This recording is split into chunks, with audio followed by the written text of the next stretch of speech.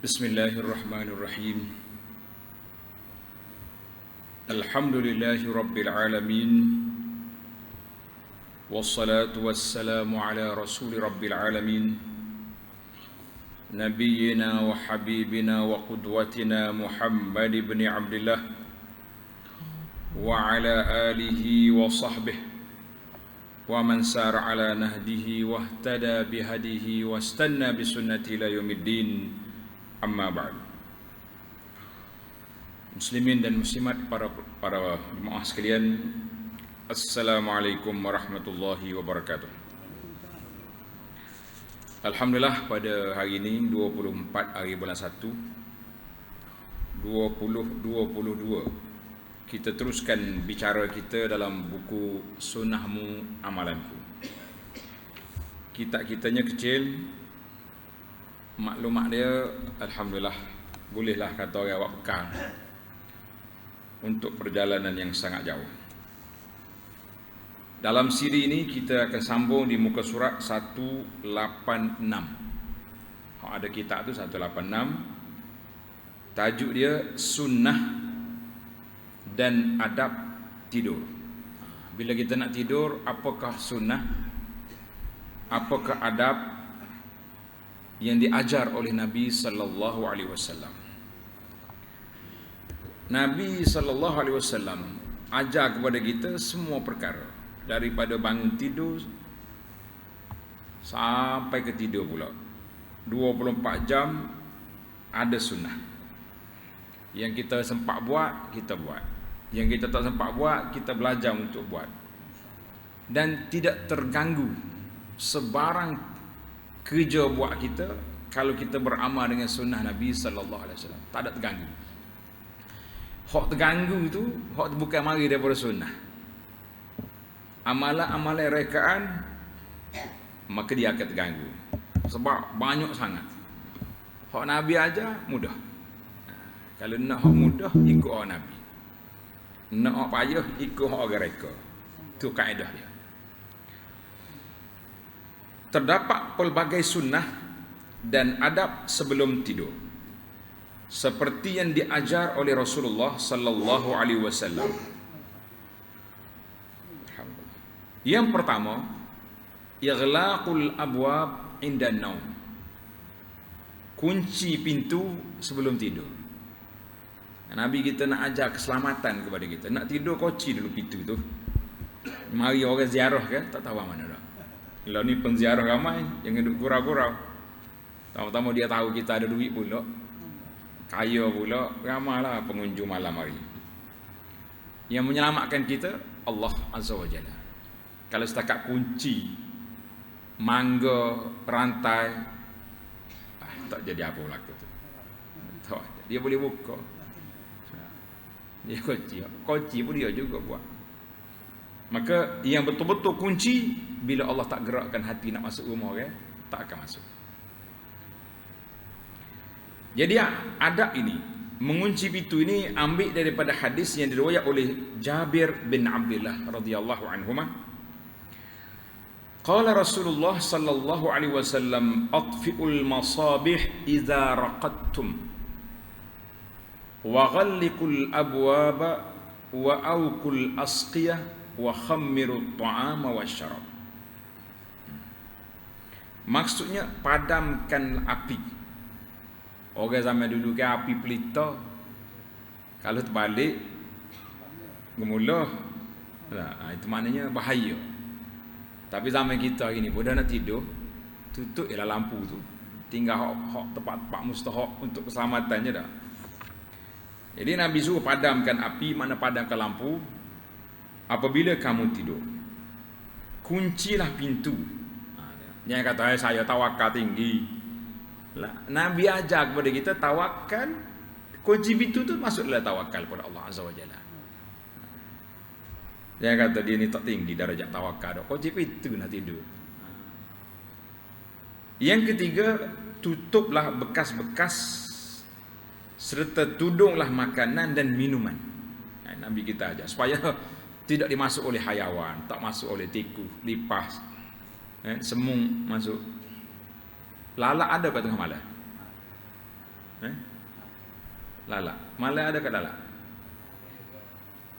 Dia tengah hari banyak lalat. Tapi ada satu malam yang Nabi sebut, dia tak sebut malam apa. Ada penyakit akan turun, wabak. Itu di antara sebab kita kena tutup bekas lain daripada hok napok dia lah, hok semu lepah ni. Ada satu malam dikata dia turunnya wabak penyakit. Malam mana tak tahu.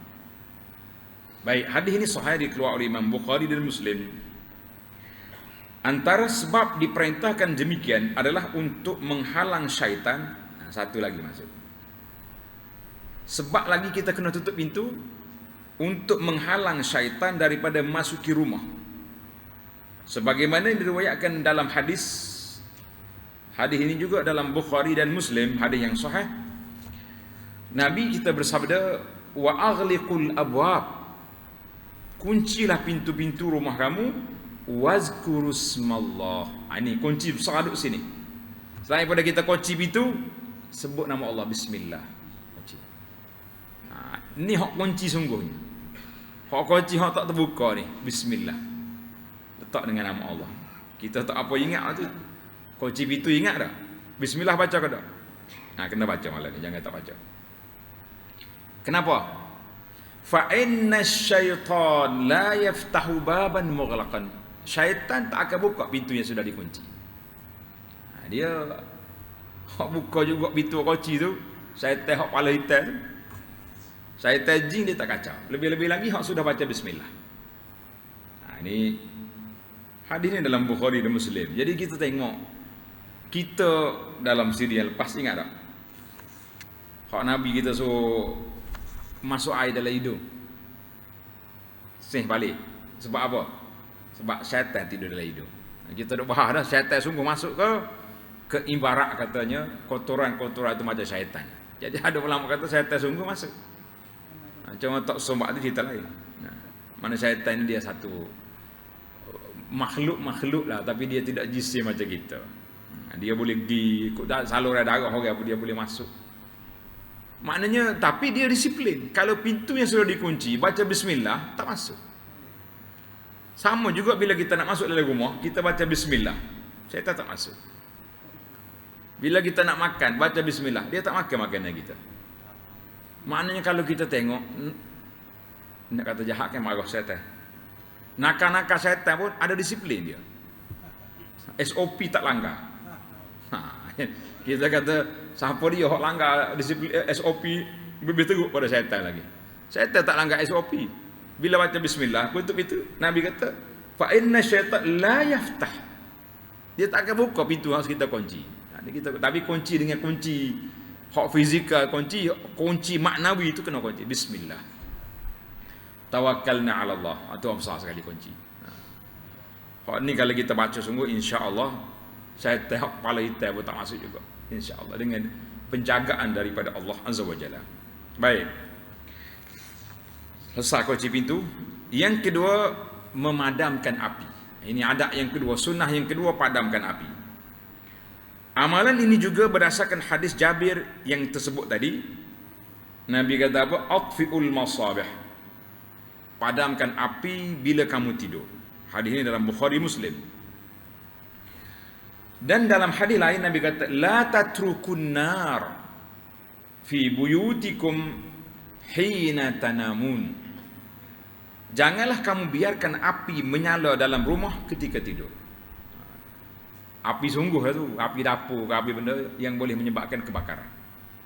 Jadi hadis ini dalam Bukhari Muslim. Dan juga satu kisah, ada cerita ni. Kisah berlaku di Madinah. Ini panggil kisah benar. Kalau kita nak belajar kisah benar, ni kisah benar. Seorang sahabat Abu Musa al-Ash'ari radhiyallahu anhu, nama dia Abdullah bin Qais. Abu Musa al-Ash'ari, dia kata, ihtaraqa baitun ala ahlihi bil Madinah min al-lail. Sebuah rumah penduduk Madinah telah terbakar pada satu malam. Rumah terbakar di Madinah. Falamma hudditha Rasulullah sallallahu alaihi wasallam, bila orang maklum kepada Nabi sallallahu, ya Rasulullah, berlaku kebakaran malam tadi di sini. Faqala, Nabi SAW bersabda, inna hadhihi an-nar innama hiya aduwwun lakum fa idza nimtum fa'atfi'uha ankum. Nabi kata sesungguhnya api adalah musuh bagi kamu. Apabila kamu tidur, maka padamkanlah dia. Jadi kita pun, walaupun zaman kita ini tak ada api dapur dah, tapi banyak juga alat-alat elektrik, apa benda yang tak perlu tu, baik kita tutup lah. Nah, kita tak tahu malam-malam apa nak jadi, tikus mari makan dia punya wayar, kerik, macam-macam benda boleh berlaku. Jadi kita boleh tutup yang benda boleh tutup. Benda tak boleh tutup jangan tutup. Tutup peti nyanyi pagi esok jadi muka lain. Jadi ada benda yang alat-alat yang tidak diperlukan tutup. Lebih-lebih lagi pemanah air. Dia banyak ke kebakar mari panah air. Air tak ada dia panas. Akhir kali meletup. Macam-macam benda. Jadi alhamdulillah para jemaah sekalian, kita nampaklah sunnah Nabi ni dia tak tinggal satu benda pun. Sebab itulah kata di para ulama, tak ada benda baik kecuali Nabi akan beritahu kepada kita. Tidak ada benda yang tak baik kecuali hazzarakum. Nabi kita akan beri amaran supaya kita jauhkan dia. Jadi kita ni kadang-kadang terlupa. Nah, bila nak jadi kebersihan cari 5S hak Jepun. Nak tu cari hak ni. Macam tak ada dalam Islam. Ada dah, cuma tak beramal yang ada. Nanti masalah kita ni duduk di situ, duduk di tidak beramal. Illah tu mana sebab? Illah ataupun sebab diperintahkan untuk memadamkan api sebelum tidur boleh didapati menerusi hadis Nabi SAW yang berikut. Nabi beritahu kenapa kena tutup. Dia kata apa? Fa innal fuwaisiqah rubbama jarratil fatilata ahraqat ahlal bait. Nabi kata boleh jadi padamkan api dibimbangi fuwaisiqah, makhluk kecil perosak. Apa dia fuwaisiqah? Tikus melanggar sumbu api lalu membakar rumah. Manakala api hok nyala tu terlanggar terbalik bakar rumah. Al-fuwaisiqah bermaksud tikus yang berkemungkinan melanggar lampu yang bersumberkan api pada zaman dahulu yang boleh menyebabkan rumah terbakar. Maka asas kefahaman tersebut al-fuwaisiqah juga dikiaskan kepada segala sesuatu yang boleh menjadi penyebab berlakunya kebakaran. Tak kiralah kalau zaman dulu tikus langgar api terbalik. Zaman kita hari ni alat-alat elektrik yang berbahaya. Rebuh air banyak sangat, duduk cah sana cah sini sampai kecerah. Jadi boleh meletup. Cah handphone pun bahaya.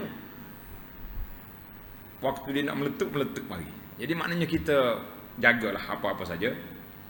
Walau bagaimanapun jika kita yang meyakini bahawa kebakaran tidak akan berlaku berdasarkan logik akal, di samping langkah pencegahan yang dilakukan seperti meletakkan lilin di atas lantai semen dan lilin tersebut berada jauh daripada sebarang bahan yang mudah terbakar, maka lilin tersebut boleh dibiar menyala ketika tidur. Hal ini kerana setiap hukum ada sebabnya. Dia panggil hukum tu yaduru ma'a illatihi. Itu kaedah fiqh kata. Hukum ada sebab. Jika tiada sebab maka tiadalah hukum. Maknanya zaman kita ini lampu kita duduk dalam apa ni? Dalam bowl, dalam kaca ni. Tak ada lah fuwaisiqah mari duduk kacau dia. Nah, mana kalau perlu kita pasal lampu pasangnya lah. Tak sama dengan api. Beberapa orang ulama seperti Syekh Ibn Daqiq al-Aid, Al-Imam Ibn Hajar berpendapat bahawa arahan yang terkandung dalam hadis itu sunat, tidaklah wajib, tapi dia lebih kepada pendidikan, langkah-langkah keselamatan. Habislah kita, lampu sudah tutup, pintu sudah kunci, nak tidur jangan lupa ambil wuduk dulu, berwuduk. Adab yang ketiga al-wuduk. Kita kena berwuduk. Ada setengah orang ni dia main falsafah, dia kata wuduk apa nak tidur. Sedap juga ni. Lepas ni kita bahas wuduk nak tidur ni macam mana. Rasulullah sallallahu alaihi wasallam bersabda, idza akhadta madja'aka fatawadda wudu'aka lis-salah. Apabila kamu hendak tidur, maka berwuduklah sebagaimana wuduk untuk solat. Mana wuduk sempurna, tidak kata cincai kita ambil basah-basah. Wuduk nak solat, ambil yang sempurna, basuh 3 kalinya dengan komo-komonya, dengan cukup. Summa taja' ala shiqqikal ayman, kamu dan tidur di atas lambung rusuk kanan macam mayat tidur tu. Summa qul Allahumma inni aslamtu wajhi ilaik.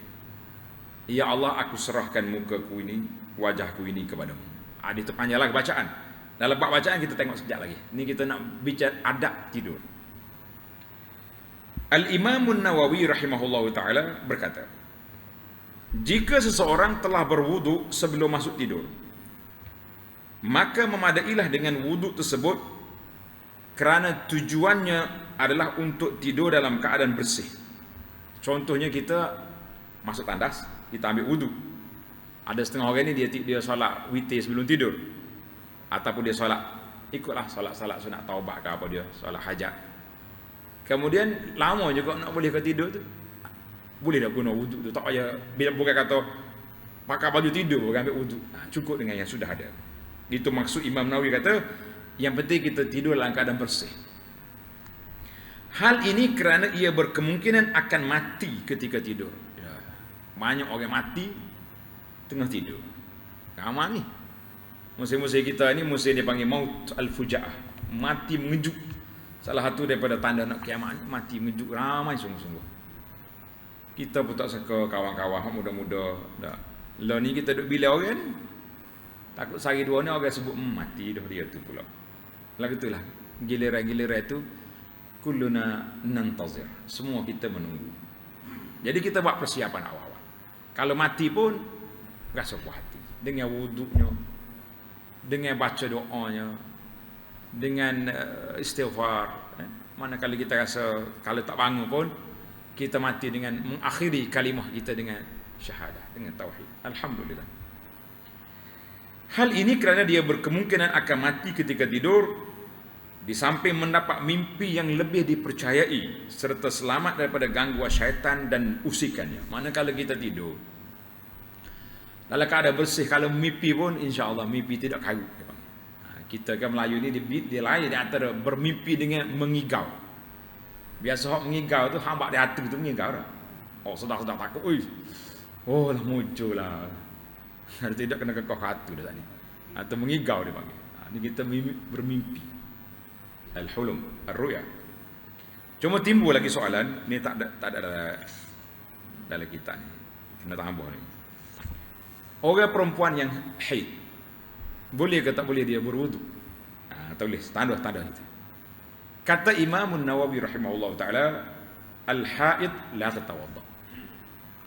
Orang haid dia tak payah ambil wuduk. Tak boleh, memang tidak boleh ambil wuduk dia sebab dia tidak mengurangkan janabah dia. Tapi kalau orang junub, na'am, kena ambil wuduk. Contohnya orang ni sesak daripada urusan dia dengan isteri, nak tidur, kena pergi basuh dulu, ambil wuduk. Sebab nak mengurangkan janabah. Maknanya kalau salah mati pun, dia tu mati, orang panggil junub, dia telah diangkat separuh daripadanya sudah. Kena tidur. Tapi bagi perempuan haid, nifas, tidak boleh ambil wuduk untuk tidur. Walaupun untuk tidur, na'am, tidak jadi. So lagi timbul rasa ni tak hanya dah dia, orang lain ni. Kita ni mazhab Syafi'i, ambil wuduk mari tak ada betul batal lagi, setuh dah. Gua nak agak batal dalam wuduk tu. Untuk orang lain soalan ni.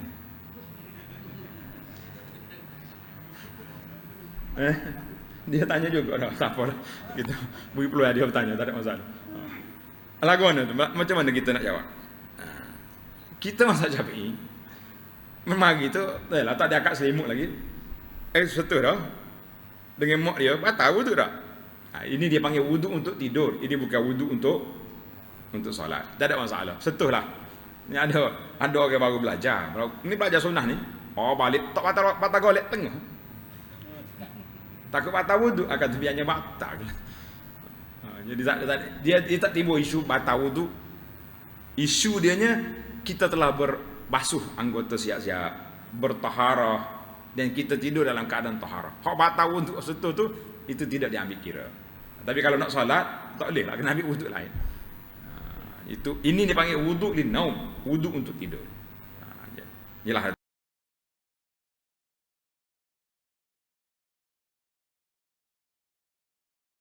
Jadi jangan tak patah golek malam ni. Mana lama kau baru belajar. Ya, baru jumpa ni kata patah golek dah lah. Macam-macam soalan. Dia bagus juga soalan ni sebenarnya. Kalau kita tak tanya, dia tak nampak benda tu. Balik karya baru duduk mikir lagu mana ni batal wuduk ni. Jadi tidak batal. Dia memang wuduk bukan untuk solat. Ini khas untuk baik, timbul lagi soalan. Kita tengah tidur berasa nak buang air pula musim-musim sejuk ni kan. Adakah kena ulang balik wuduk? Maka di situ pun kata dia para ulama tak perlu lagi. Kalau tak nak ulang balik ambil wuduk pun tak apa dah. Sebab kita tidur saat ni, kita dah masuk ambil tempat tidur tu sudah berwuduk. Tapi hak ni musim sejuk ni kadang-kadang 3-4 kali juga bangun. Tapi kalau nak ambil wuduk lagi cantik. Dia kau comel lah biasanya hak banyak kali bangun kecil ni musim sejuk. Kalau ambil wuduk pula lagi tinggi pahala. Azal dia panggil isbaghul wudu' alal makarih dalam hadis. Isbagh al wudu' alal makarih. Ambil wuduk dengan sempurna ketika sukar.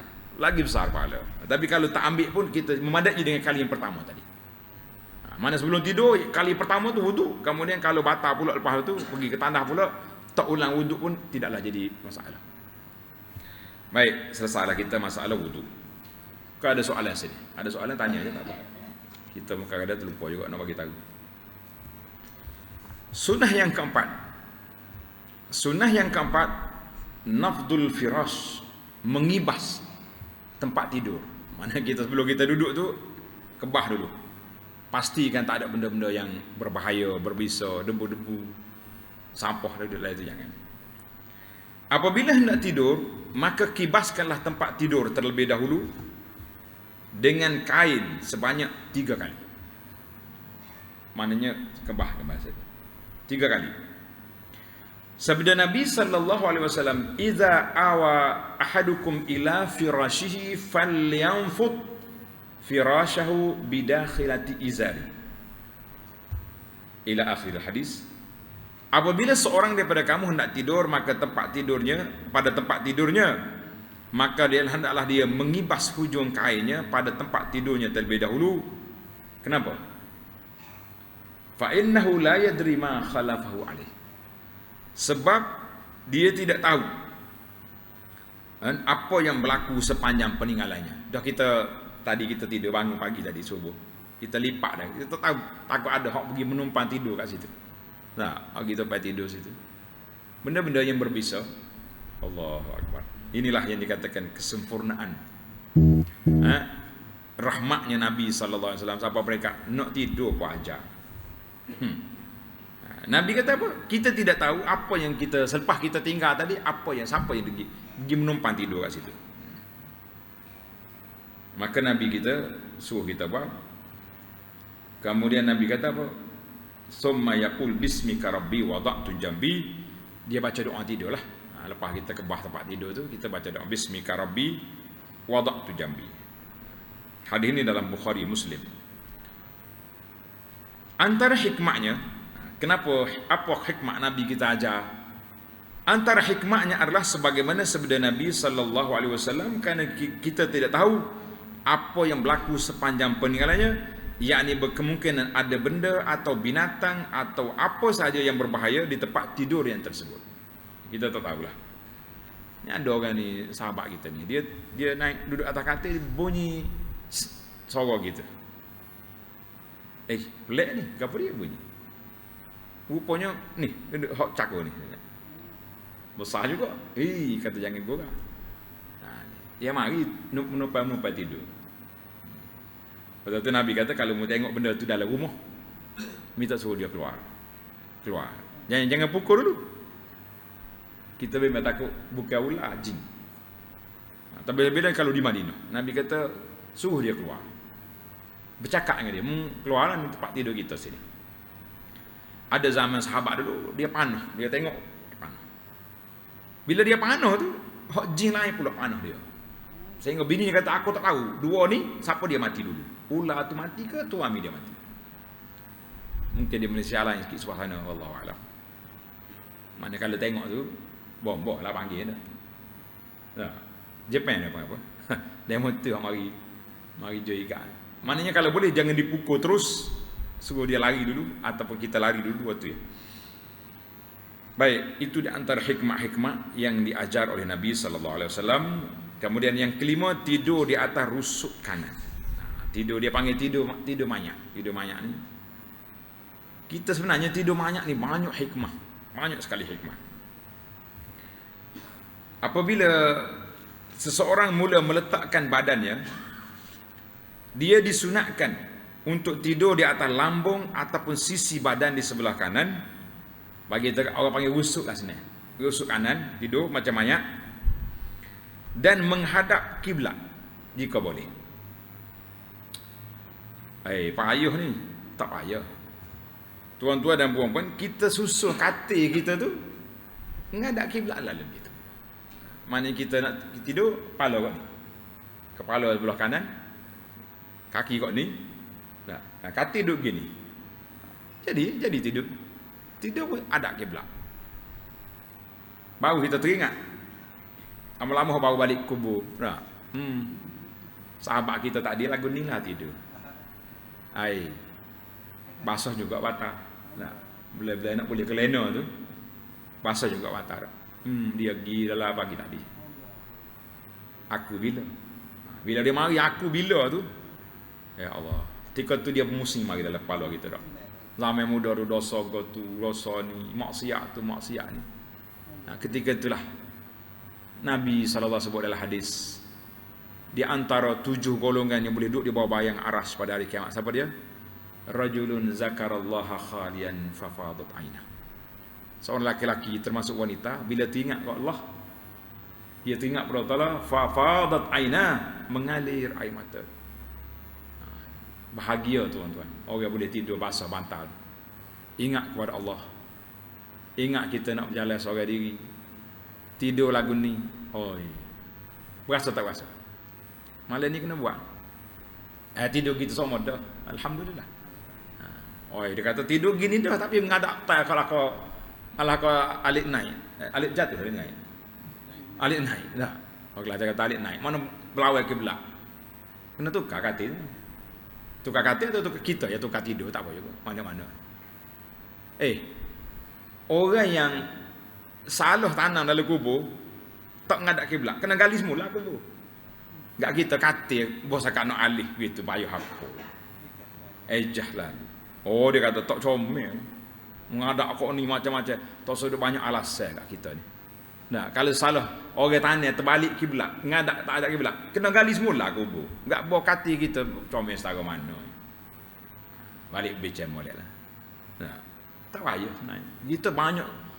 Sebab itulah bila kita ni design, bila nak buat rumah tu ada beberapa perkara yang kita kena perhati tengok. Katil bilik tidur menghadap ke mana? Atur selalu biar boleh menghadap kiblat waktu tidur. Tandas kita menghadap ke mana?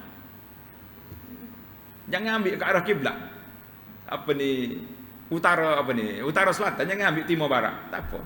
Biar pusing kau ni. Jangan menghadap kiblat. Dia kata dalam kitab kata tak apa kan.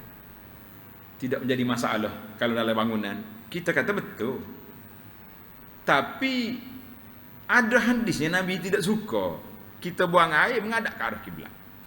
Ni kalau rumah kita lagi tu kat semua hiduplah jawab dia, duk menghadap kiblat.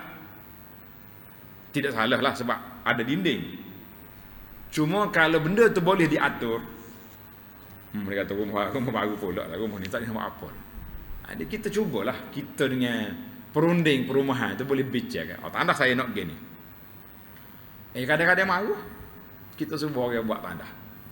Dia rekod design tak ikut cara kita nak. Kata baik semula. Banyak kerja. Kata tidak banyak kerja. Sekali ni ya kerja. Kalau tidak kita ni kau duk main ngadak kiblat semua hidup ni. Engkau rumah kita nak gimana? Jadi kita kena belajar benda-benda gitu. Jadi katil macam tu juga. Cuma timbul masalah sekali dua ni bila orang sakit masuk hospital. Katil dia tak ngadak kiblat tu macam mana? Dia nak solat atas katil. Itu kita berunding lah dengan pihak hospital, dengan pihak jururawat kalau boleh pusing katil tu biar kaki tu menghadap kiblat selalu senang. Orang sakit pun hayal berada sambil tidur boleh. Sambil duduk separuh bangun pun boleh. Jadi alhamdulillah maknanya kita kena buat persiapan. Sebab itulah hari ini kita ada satu dia panggil sistem hospital mesra ibadah. Alhamdulillah hospital mesra ibadah. Banyak isu-isu dalam ni kita boleh bincang macam mana kita nak buat apa benda yang jadi itu di antara kita lah sebagai seorang Muslim. Ada seorang profesor ni dia kata, Ustaz, kita sebenarnya undang-undang ni kita yang buat. Sedap juga bahasa dia.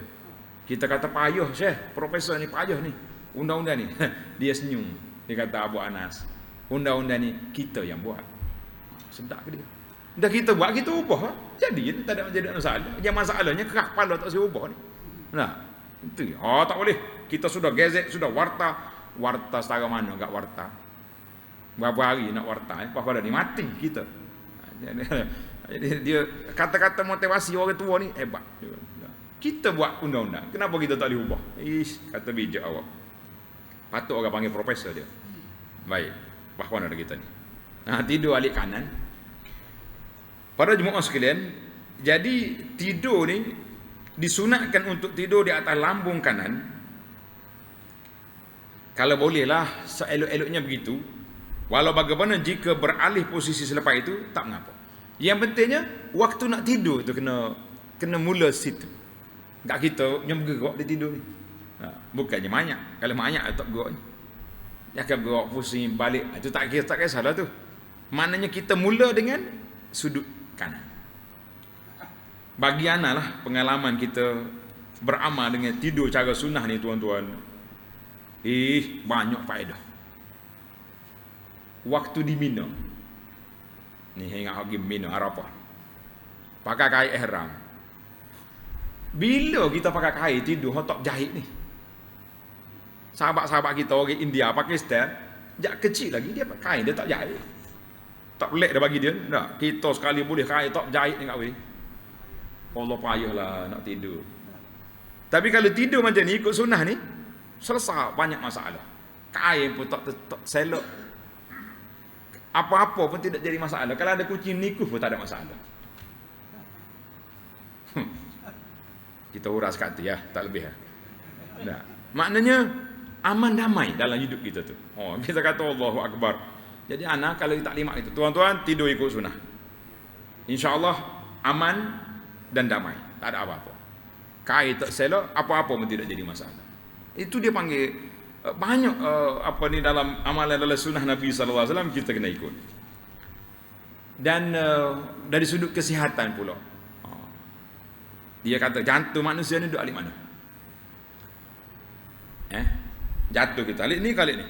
Mana orang hospital kiri. Bila kita tidur alik ni, jatuh duduk alik atas, tak kena tekan. Nak cari berapa lagi? Berapa lagi hak boleh tambah? Silakan. Kita nak cari dia panggil i'jazul ilmi.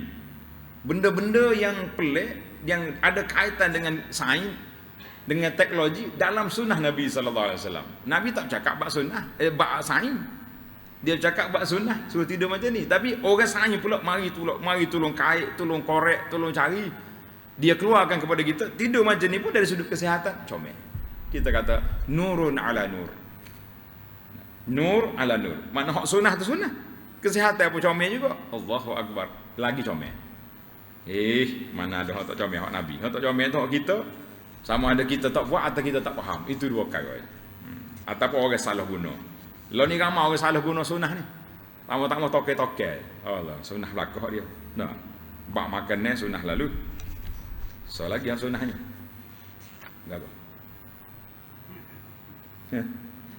Bak bini dua. Saya ikut sunnah ni. Gimana? Tak ada ni tak ada. Tak ikut sunnah dah lah. Kita nak gimana tak ada nak buat. Ada seorang tu dia mari Sungguh ni cakap, Ustaz. Kata apa dia? Ikut sunnah tu. Tunjuk bini muda dia. Berjambu molek kita kata. Kecek molek weh. Ni Abu Anas ni. Kalau orang lain mungkin baik. Apa? Bini Nabi tak berjambu lagu tu. Oh dia tahu ya Ustaz. Kata kecek molek. Kau cakap orang lain boleh kira kata. Jadi kita kadang-kadang salah guna ayat. Nak kahwin lah, tidak jadi masalah. Kita pun sokong kalau dia berani ke. Tapi nak kaitkan dengan satu sunnah, dengan benda-benda yang langgar SOP syariat macam tu, kita katalah. Baik, kita sudah cerita kita dulu. Tak habis main lagu ni. Baik, yang keenam, meletakkan tangan kanan di bawah pipi kanan. Tidur, dah tidur macam ni, tangan tak sini pula. Lena kalau tangan tak sini. Lena. Alhamdulillah. Rasulullah sallallahu alaihi wasallam bersabda, "Idza akhadta mawduja'aka fatawadda wudu'aka lis-salah, thumma taji' ala shiqqikal ayman." Nabi kita kata bila kamu letak, bila nak tidur, ambil wuduk, kamu nak tidur belah kanan, kemudian dalam hadis kata, wada'a yadahu tahta khaddihi. Ini riwayat lain. Nabi kita sallallahu alaihi wasallam meletakkan tangan kanannya di bawah pipi. Mana satu lagi sunnah kita kena letak, tidur belah kanan, tak tangan bawah-bawah ni. Hadis ini dalam riwayat Bukhari dan juga riwayat Imam Ahmad. Ada dua hadis yang menunjukkan Nabi kita sallallahu alaihi wasallam letak tangan kanan dia di bawah pipi. Baiklah. Itulah di antara adab peraturan yang kita belajar. Kita kata alhamdulillah. Yang ketujuh, membaca doa dan zikir. Baca doa dengan zikir waktu tidur. Terdapat banyak bacaan yang bersumberkan Al-Quran dan hadis yang boleh diamalkan sebelum tidur. Kita ambil ringkasan dulu kali ini. Dalam siri yang akan datang baru kita ijazahkan bacaan-bacaan ini, insya-Allah. Kan? Kena bawa. Kalau boleh bawa kitab Perisai Muslim. Perisai Muslim ada belakang kan? Minggu sekali lagi ni bawa kitab Perisai Muslim sekali. Jadi kita mudah kita nak baca. Terdapat banyak bacaan yang bersumberkan Al-Quran dan hadis sahih boleh diamalkan sebelum tidur. Antaranya baca ayatul kursi, baca 3 qul dan sebagainya, dan banyak doa-doa yang kita akan baca nanti insya-Allah dalam siri yang akan datang. Semoga kita istiqamah dalam mengamalkan sunnah Rasulullah sallallahu alaihi wasallam yang pastinya mengandungi pelbagai kebaikan dan hikmah. Kita letak yakinlah kalau hak Nabi buat, yang pertama baik, yang kedua ada hikmah di sebalik. Sama ada kita tahu atau tak tahu. Hikmah itu mesti ada. Tapi kalau kita tahu rasa lebih semangat. Kalau tak tahu pun kena semangat juga. Mudah-mudahan tidur kita selepas ini juga bersendikan sunnah, mengikut apa yang dibuat oleh Nabi sallallahu alaihi wasallam. Baiklah para jemaah sekalian, kita akan sambung dalam siri yang akan datang doa-doa ketika tidur.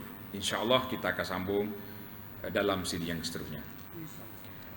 Dan jangan lupa bawa Perisai Muslim sekali dah. Biar kita mudah. Hak mana tak ada buku, kita bawa buku. Yang tak ada buku, ada Perisai Muslim dalam handphone dah ni, mudah. Dapat dah kan? Dulu kita bagi dah. Hak tak dapat lagi, minta kita beri, insya-Allah. Baik, subhanakallahumma bihamdika asyhadu an la ilaha illa anta astaghfiruka wa atubu ilaik. Wa sallallahu ala nabiyyina Muhammad wa ala alihi wa sahbihi ajma'in. Walhamdulillahi rabbil alamin. Wassalamu alaikum warahmatullahi wabarakatuh.